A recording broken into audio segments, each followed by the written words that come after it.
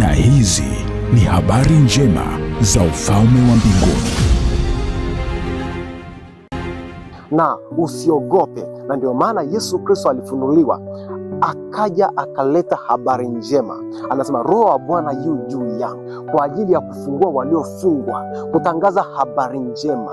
Waliofungwa, walio vifungoni wawekwe huru. Na hizi ni habari njema kwako.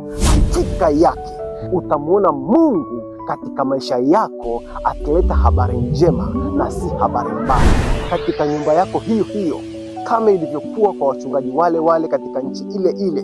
Malaika wa Bwana akatokea akawaambia, mimi ni malaika, nimewaletea habari njema. Vivyo hivyo nami siku ya leo, kama vile neno la Mungu linavyosema ya kwamba mimi si Mungu alio wafu, mimi ni Mungu alio hai. Maana yake nini? Neno hili ni kwa ajili yako wewe.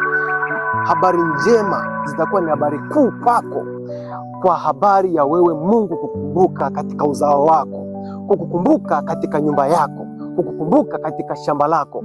Hizi ni habari njema.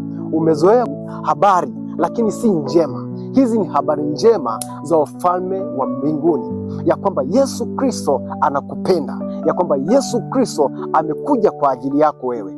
Yesu Kristo amekuja kwa ajili yako wewe kufanya njia pasipo na njia. Na ndio maana ukisoma katika kile kitabu cha Isaya 61 anasema Roho wa Bwana yu juu yangu ili kuwatangazia waliofungwa habari za kufunguliwa kwao. Tena anasema kutangaza habari njema za ufalme mbinguni. Akaanza kufafanua pale kwamba waliofungwa kufunguliwa kwao, mateka kuwekwa huru. Kwa hiyo vivyo hivyo basi, tambua ya kwamba hizi ni habari njema kwa ajili yako wewe, ya kwamba Mungu wetu si Mungu alio wafu. Mungu wetu si Mungu wa maandiko tu, bali Mungu wetu ni Mungu aliye hai, ambaye ananipa habari hizi nikuletee leo.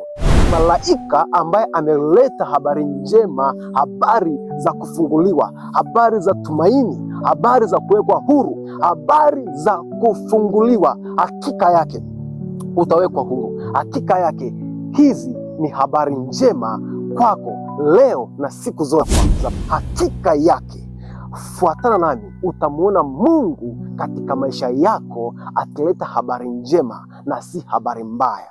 Ni vile vile ambavyo umezoea kuangalia television inakuletea habari, na hizo habari zitakuwa ni mbaya, ya kwamba mtu huyu aligongwa na gari. Yaani kila unaposikia habari inakuwa ni habari ya kitu fulani kilichoharibika, ndipo inaletwa kwako, inakuwa ni habari.